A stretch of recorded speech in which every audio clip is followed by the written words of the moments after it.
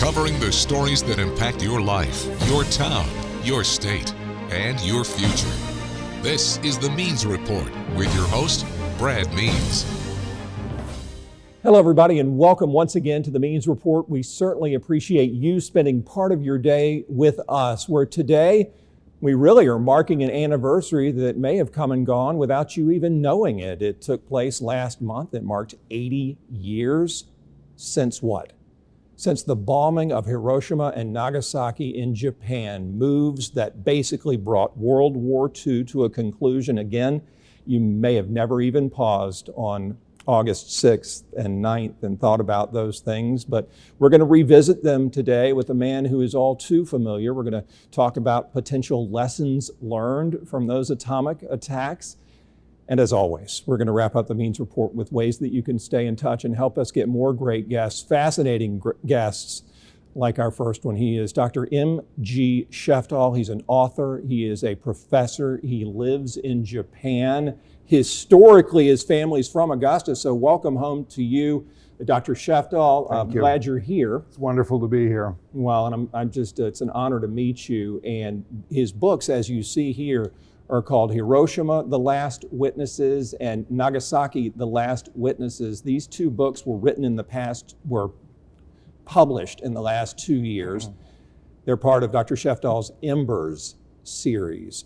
And they are a compilation of eyewitness interviews and historical facts that tell the story of those fateful days. Dr. Sheftall, you call it your Embers series. Why? Because that's what's left after a bomb drops, or because these people that you talk to are embers? Their memories and their spirits are embers, right? The last dying flames of human living memory of those incredible events that we must not ever allow to be forgotten. And actually, my late father came up with that Embers title. Did he really? Yes, he did. God rest him. Yes. And what a great title and a powerful series of books, no question about it. The people you talk to, who we're going to dive deep into in a moment, are about 90 years old. That's right. Because it's been forever since these things happened. Why did you start to care about this and thought, man, I better write these two books? Okay. My research has focused for the past 25 years on how Japanese remember World War II and how the experience of the war and the post-war has affected Japanese culture and even Japanese psychology. The first work I did was on kamikaze survivors. I wrote a book about that. It was published in 2005. The pilots themselves, or the people they tried to hit? Both. Yeah. So I did interview some Americans who'd been on ships that were hit. All of them are long gone, though, now. If they were alive, they'd be 105 or something like that. So anyway, when I heard that President Obama was going to visit Hiroshima, it was announced on the news only 2 weeks before the event was going to happen for various strategic reasons, right? You know, considering my research specialty, I knew that this was going to be a historic event. And I went down there not so much to start researching Hiroshima and Nagasaki, which were topics I had avoided up to that point for various reasons, but to see what the Japanese reaction to the visit of a sitting American president was going to be. Again, I knew it was going to be historic. But I ended up having something of an epiphany the night before the president was due to arrive, when I walked through the Hiroshima Peace Park, and I guess you could say I was kind of visited by ghosts. And at that moment, I knew that maybe this was something I should make my life work. So my mission creep, you could call it. How did you find these eyewitnesses? Is it a Google search? Do people in Japan go, hey, you need to go knock on this lady's door? That's exactly what happened. It started with a Google search, just as the Kamikaze project had started in 2001. So I went on Google and I found a blog by a remarkable woman named Chieko Seki, a Hiroshima survivor. And I sent her an email. She had a very conveniently located email link at the bottom of the page. And to my surprise, she wrote right back to me and said, come up to Tokyo and talk to me.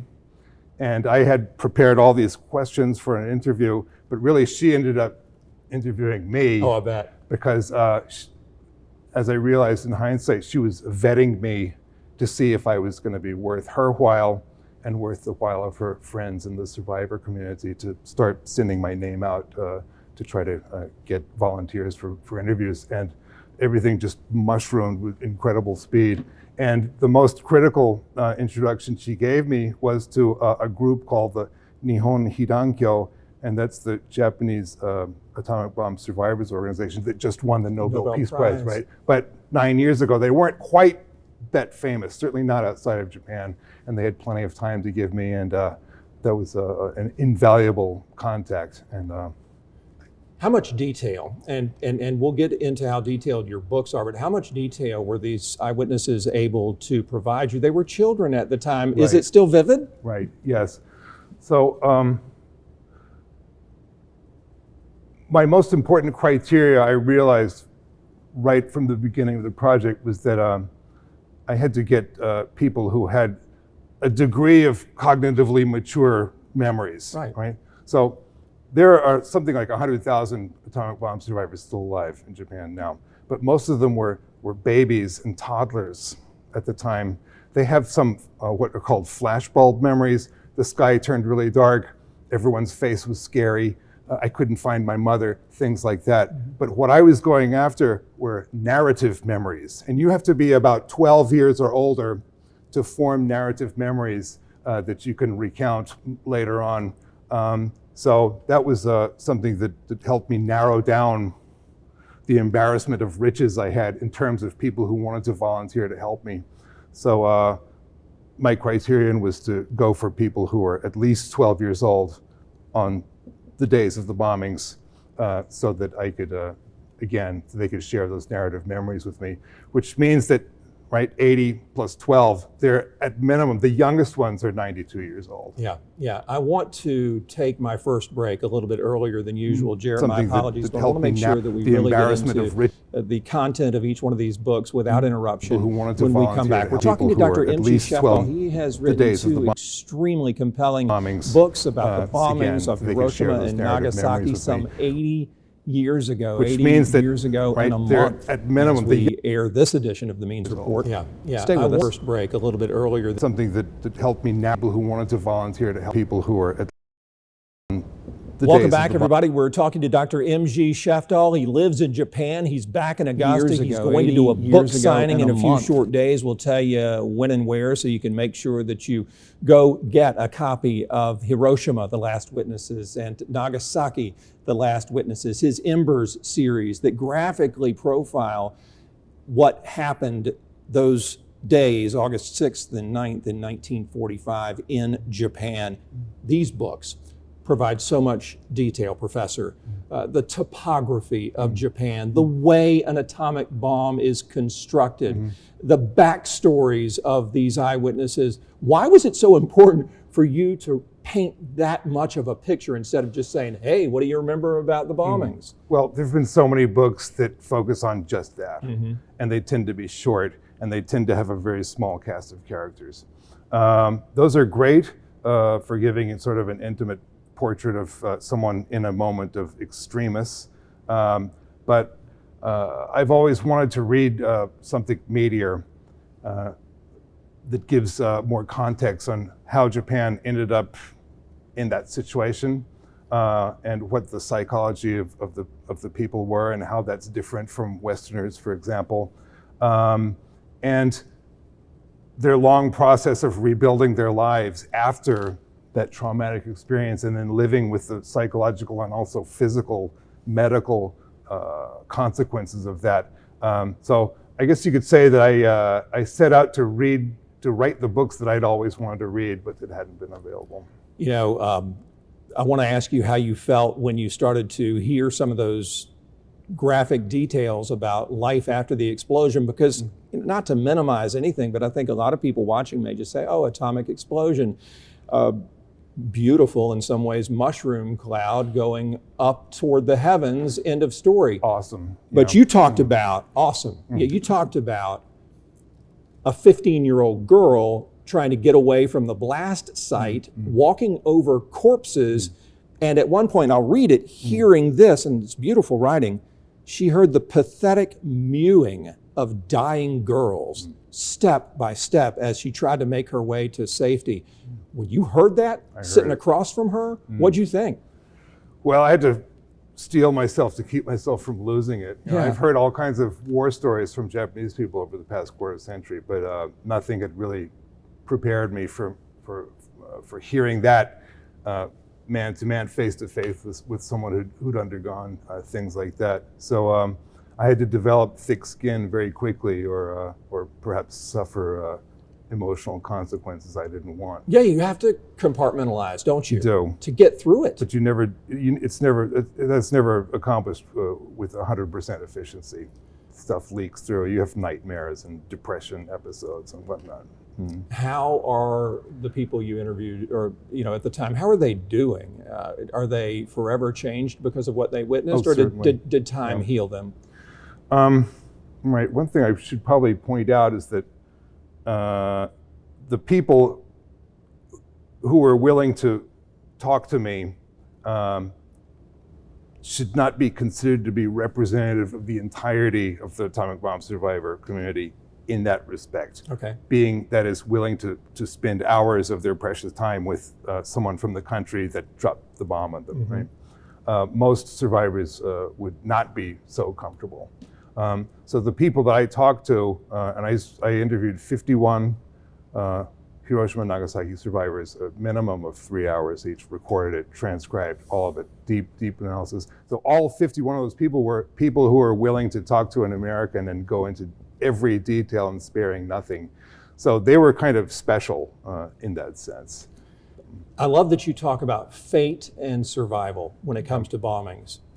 Am I overstating it to say, okay, that just means being in the right or wrong place at the right or wrong time? That's all it comes down to. Because we mentioned topography of Nagasaki saved half the city from the bomb, right? More than half the city. More than half the city. And so do these survivors agree with that? Just thank God I was not where the bomb dropped. Thank God I was on the other side of town.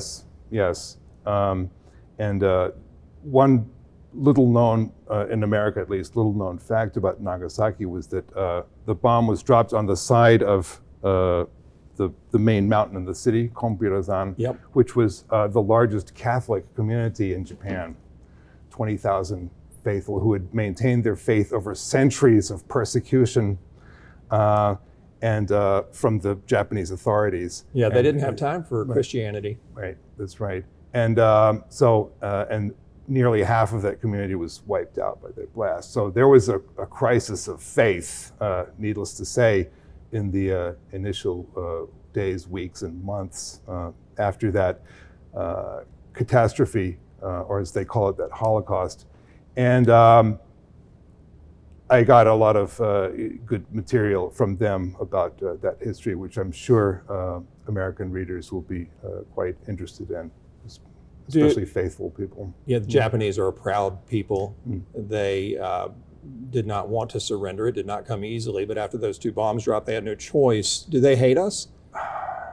Some do. And a lot of people who didn't experience the war and this is key, they didn't experience the post-war reconstruction of their country that we were largely responsible for. Right. So they don't have this sense of gratitude mixed with the enmity that survived from the war years.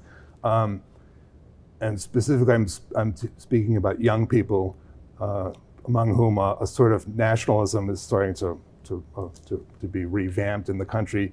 People are even talking about Japan acquiring its own nuclear weapons now. And of course, when these atomic bomb survivors hear that stuff, they can't believe what they're hearing, and they're filled with despair. So they're like, what have I been, a peace activist for the past 80 years if the young people are all going in this direction? Kyle, you bring up a great point. Do the young people understand what went down 8 decades ago?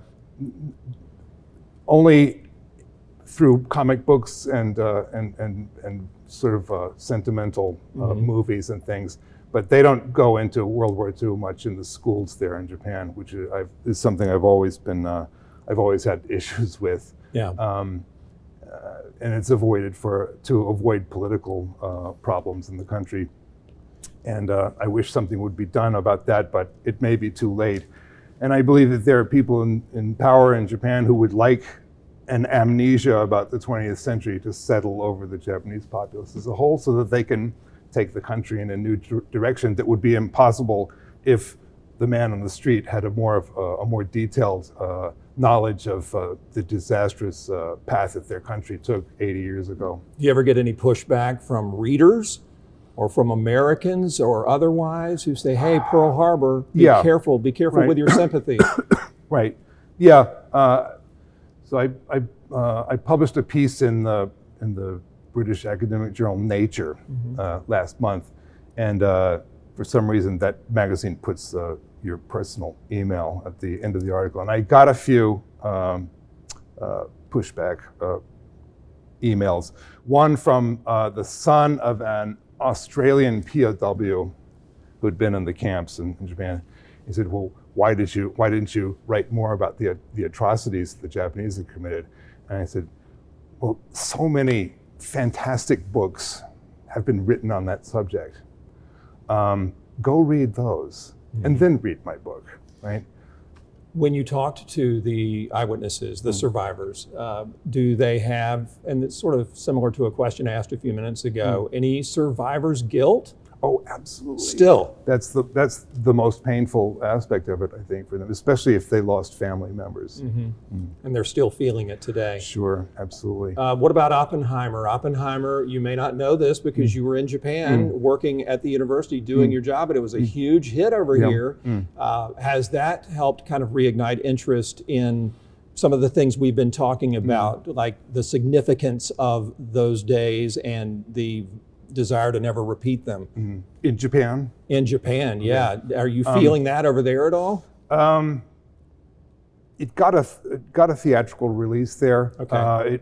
The impact of that wasn't as big as it was here in the States, but the movie was spoken about. It was discussed in the media, but the primary focus of attention was on the so-called Barbieheimer phenomenon. Both at the same time. So people were making a sort of a fun day of it to go see Barbie and then Oppenheimer. Please stop. We got to get these kids on both sides of the Pacific to pay attention to what happened, no question about it. How about Nagasaki? Is it the stepchild here? Because Hiroshima, although just 3 short days earlier was attacked, seems like Hiroshima gets most of the spotlight. Is that accurate? Yes, absolutely. And do people in Nagasaki dislike that and say, hey, we're here too? The people who are in the affected area on the wrong side of the mountain on that day, the people the bomb fell on top of, they've always felt resentment about that, and that they've gotten sort of shortchanged in terms of the international attention. But as for the people on the right side, the safe side of the mountain, who were the intended targets on that day, but they were saved by cloud cover, right?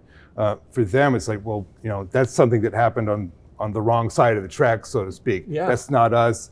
Don't force that historical legacy on us to have to be carried for eternity. Like, we're not Hiroshima and we don't want to be. So, how are the two towns doing? Just, I don't know, from an economic or business standpoint, are they tourist destinations only? These places had identities before the war. Right. Have they regained those, and are they thriving outside of tourism?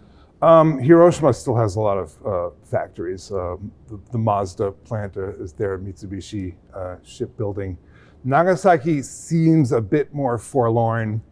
They really saw their best years in the turn of the century, back in Madame Butterfly days, when they were the primary coaling station for international shipping in that part of the world. They've been on a long, slow decline for the past 100 years. Which the bombing, in a way, of course, accelerated. But their economy is, I'd say, over half of it is dependent on tourism, but not necessarily bomb tourism. Different from Hiroshima in that respect. I want to read you a quote that I read that you said. You said, not only Japan's political stability, but possibly even the survival of civilization itself may depend on the preservation of their voices, the voices of those who lived through this. Why do you think that's true? Do you think those voices can change the thoughts of young folks? The people I most want to read these books and to take those testimonies to heart or the people who may someday be faced with the terrible decision of do we use one of these bombs again to solve a seemingly intractable problem? Right. Now, people always ask me, did the bombs end the war? I think they probably did. I won't say that absolutely and definitively. They certainly helped the emperor make the decision to end the war. And from our perspective, we were able to avoid what would have been definitely an incredibly costly land invasion, fighting house to house in the Japanese archipelago.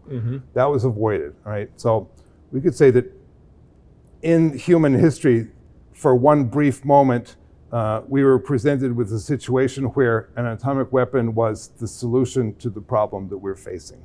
But I don't think we'll ever see that again, because other people have the bombs as well, right? So anyone who says, okay, we don't want to invade, the clock is ticking, let's go ahead and use a nuke. Well, they're just going to answer back with a bigger one, with a bigger one, and then and then the escalation, and then bye-bye civilization. So probably my last question, because I do want to leave time in our third segment to talk about your book signing. You can meet Dr. Sheftall. You can purchase these books. He'll sign them for you.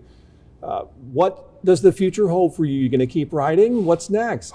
Well, I'd like to I have so much material on this topic that I wasn't able to include in these books.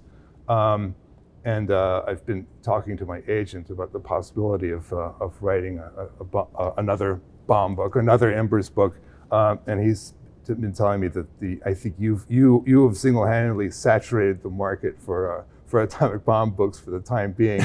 So I'll keep that on the back burner for a while, but I have a few other projects I'm rolling around right now. Well, you're an amazing author and writer, and these books are well worth it, and I just cannot thank you enough for stopping by to talk about them, and congratulations on both of them. Thank you to my agent. Nagasaki and Hiroshima, you need to get these books, go to his book signing, and meet Dr. Sheftall as well. MG Sheftall, safe trip back to Japan. Saturated the market for books when for we the come time back. being. You can stay in touch for a while, with us. but I have a few. Amazing author, and these books are well worth it, and I just cannot thank you enough for stopping by to talk about them.